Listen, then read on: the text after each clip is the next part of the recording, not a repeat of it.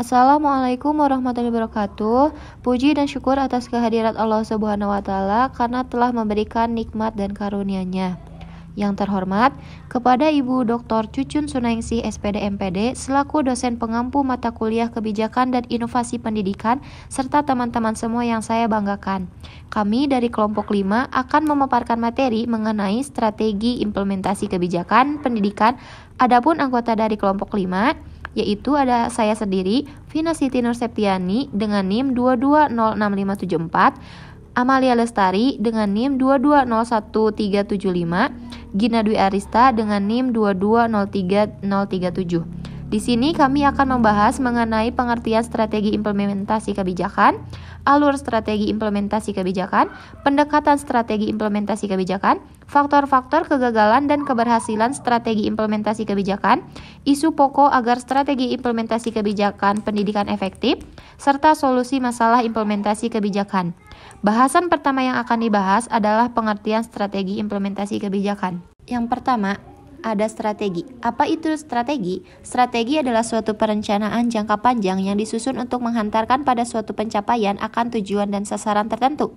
Strategi merupakan rencana tindakan komprehensif dan terkoordinasi yang melibatkan gagasan, perencanaan, dan eksekusi dalam aktivitas tertentu dengan mempertimbangkan lingkungan eksternal dan internal, serta memanfaatkan keunggulan kompetitif yang dimiliki.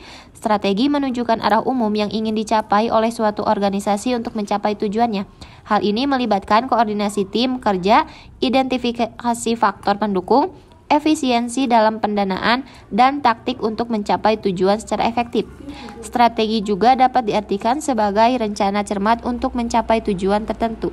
Selanjutnya, ada implementasi kebijakan. Implementasi adalah tindakan-tindakan yang dilakukan oleh tiap individu atau kelompok, baik pemerintah atau swasta, yang diarahkan agar tercapainya tujuan-tujuan yang telah digariskan dalam keputusan kebijakan. Implementasi kebijakan dapat didefinisikan sebagai proses untuk melaksanakan keputusan dan kebijakan yang telah ditetapkan sebelumnya.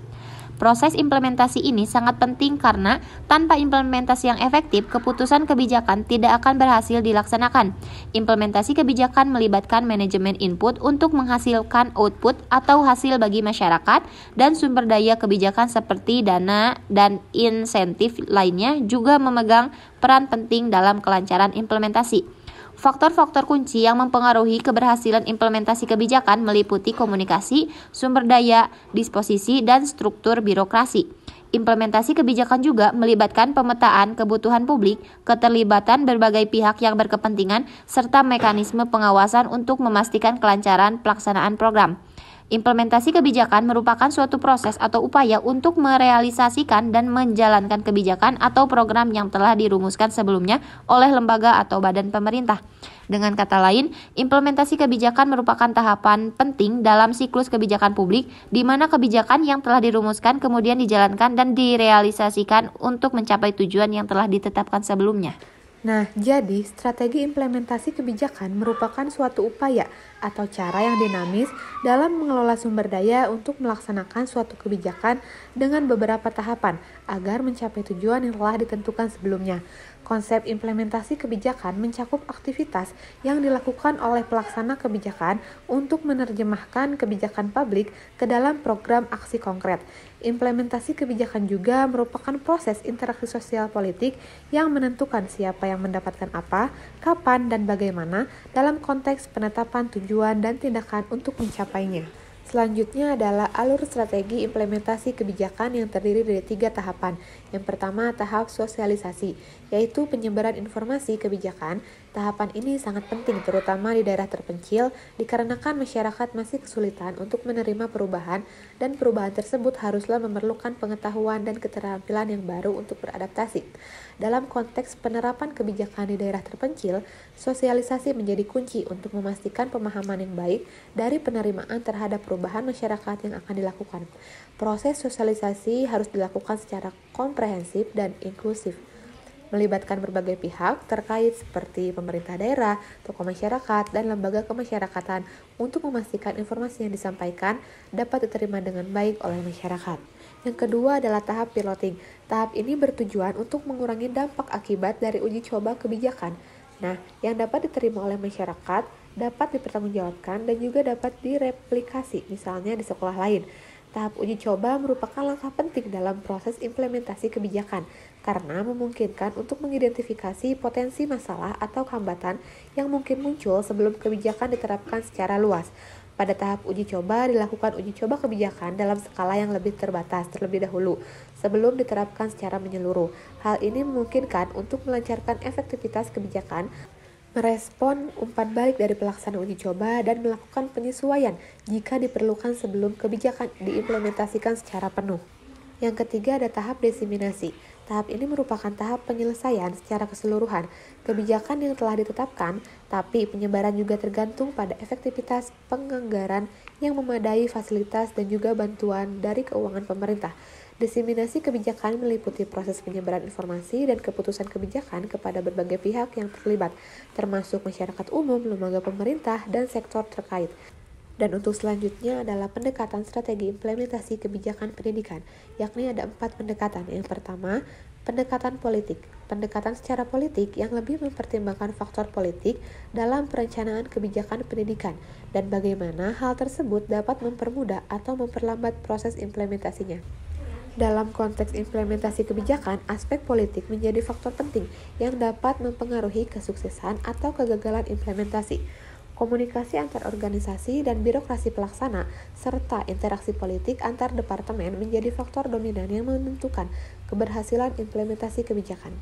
Yang kedua ada pendekatan prosedural dan natural yang lebih memperhatikan struktur dan teknik yang dapat dalam pengembangan kebijakan daripada struktur pelaksanaannya. Prosedur pendekatan melibatkan penekanan pada proses-proses formal dan langkah-langkah yang harus diikuti dalam merancang kebijakan. Hal ini mencakup pengembangan rencana kerja, penetapan tujuan yang jelas, serta pengaturan prosedur pelaksanaan yang terstruktur. Di sisi lain, pendekatan natural cenderung memperhatikan dinamika alami dari interaksi sosial dan politik yang terjadi selama proses implementasi kebijakan.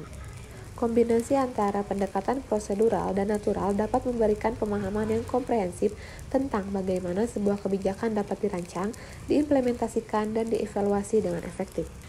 Selanjutnya ada pendekatan perilaku yang memandang bahwa pelaksanaan kebijakan adalah manusia dan bahwa implementasi kebijakan akan berhasil jika perilaku mereka baik. Dalam pendekatan perilaku, faktor-faktor seperti motivasi, kemampuan, dan dukungan sosial menjadi fokus utama dalam memahami bagaimana pelaksanaan kebijakan dapat berjalan dengan baik.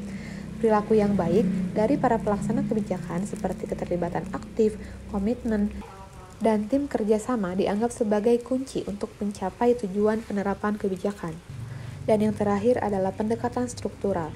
Pendekatan ini bersifat top-down dan menekankan perencanaan, implementasi, dan evaluasi kebijakan secara struktural dan sesuai dengan tahapannya. Pendekatan ini menyoroti pentingnya struktur organisasi yang terorganisir dengan baik untuk memfasilitasi upaya strategi perusahaan dalam mengimplementasikan kebijakan. Yang selanjutnya ada faktor-faktor kegagalan strategi implementasi kebijakan pendidikan. Yang pertama ada bad policy, yang artinya kebijakan yang buruk. Dalam hal strategi implementasi kebijakan pendidikan, haruslah ada rumusan kebijakan. Nah, jika rumusan kebijakan yang asal-asalan dalam kondisi internal dan dukungan belum siap, serta kondisi eksternal yang tidak memungkinkan, hal ini dapat menunjukkan bahwa strategi implementasi tersebut memiliki kebijakan yang buruk. Sedangkan kebijakan ini seharusnya menjadi hal yang utama yang sudah seharusnya memiliki nilai penting yang baik dari perumusan agar bisa diimplementasikan dengan baik pula. Kedua ada bad implementation, implementasi yang buruk di mana strategi kebijakan pendidikan diimplementasikan oleh pelaksana yang tidak memahami petunjuk pelaksanaan, sehingga pada saat pelaksanaan tidak dilakukan dengan prosedur yang seharusnya, yang menyebabkan ketidaksesuaiannya dengan hal yang seharusnya. Dalam hal ini, perlu adanya kesesuaian antara rumusan dan pelaksana agar kebijakan pendidikan ini dapat berjalan dengan baik. Yang terakhir ada bad luck, yang artinya nasib yang belum berpihak. Hal ini di luar kendali para pelaksana. Tetapi untuk menghindari kegagalan dalam implementasi kebijakan pendidikan ini diperlukan perumusan kebijakan yang jelas, tepat sasaran, serta dukungan dan persiapan yang memadai dari kondisi internal maupun eksternal pelaksana. Pelaksana kebijakan juga perlu memahami petunjuk pelaksanaan atau juga menjaga komitmen dan motivasi serta berkolaborasi dengan baik dengan rekan kerja sebagai organisasi pelaksana juga harus memiliki sistem dan aturan main yang jelas serta melakukan monitoring dan evaluasi secara berkala untuk memastikan keberhasilan implementasi kebijakan. Yang selanjutnya ada faktor-faktor keberhasilan strategi implementasi kebijakan pendidikan. Yang pertama ada faktor yang terkait dengan rumusan kebijakan. Kebijakan yang baik dan jelas dalam rumusannya dapat membantu para pelaksana untuk memahami tujuan dan sasaran yang ingin dicapai serta membuat proses implementasi lebih mudah dilakukan. Yang selanjutnya ada faktor yang terkait dengan personil pelaksana. Personil pelaksana yang memiliki kualitas dan komitmen yang baik itu sangat penting dan berpengaruh dalam menjalankan implementasi kebijakan secara efektif. Personil pelaksana haruslah memiliki motivasi yang tinggi, keterampilan, pengalaman, dan kemampuan kerjasama yang baik dalam bekerja secara kolektif. Dan yang terakhir, faktor yang terkait dengan sistem organisasi pelaksana.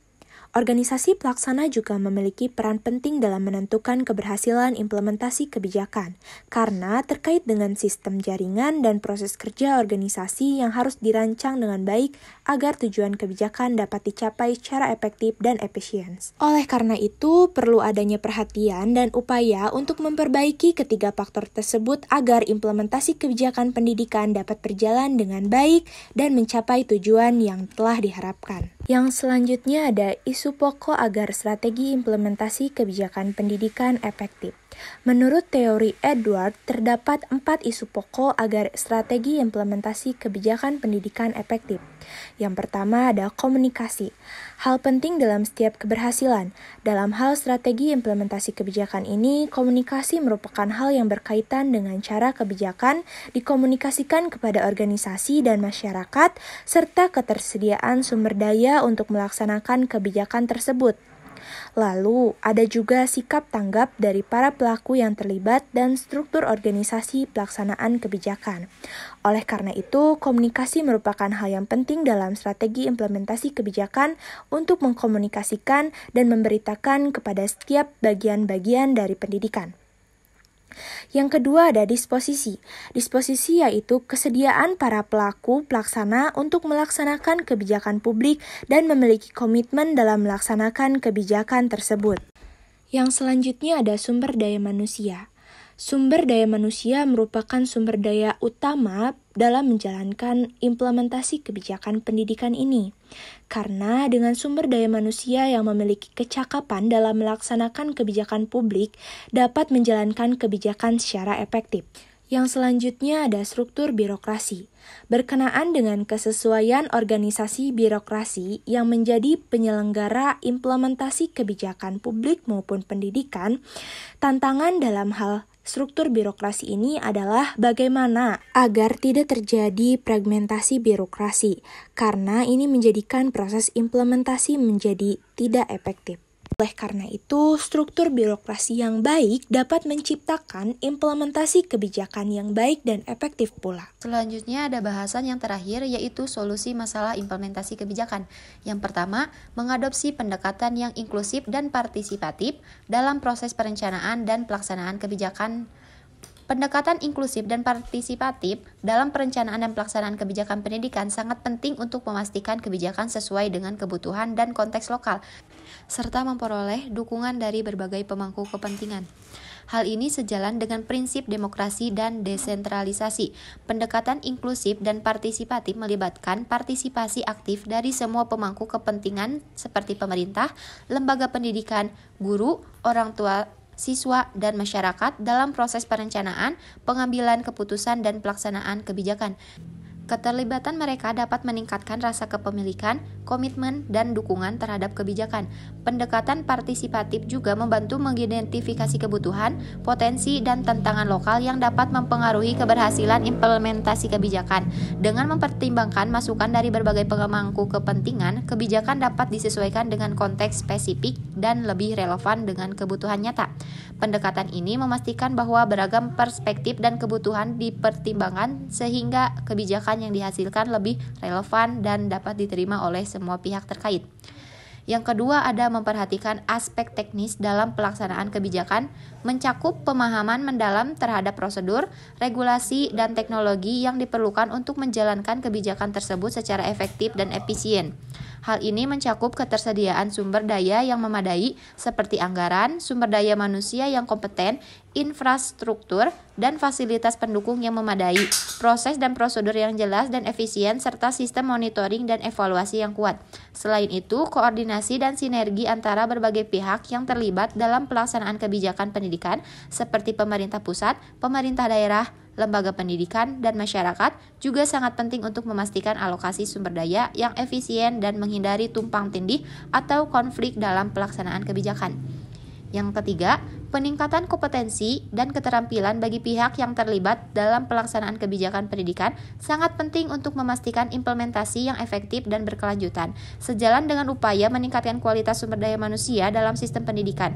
Hal ini dapat dilakukan melalui program pelatihan, workshop, atau pendidikan berkelanjutan yang berfokus pada penguasaan konsep dan prinsip-prinsip kebijakan pendidikan baru, pengembangan keterampilan manajemen dan kepemimpinan, peningkatan keterampilan pedagogis bagi guru, kepala sekolah, pengawas sekolah, dan pejabat pendidikan lainnya agar mampu menjalankan tugas mereka dengan baik sesuai dengan tuntutan kebijakan yang diterapkan.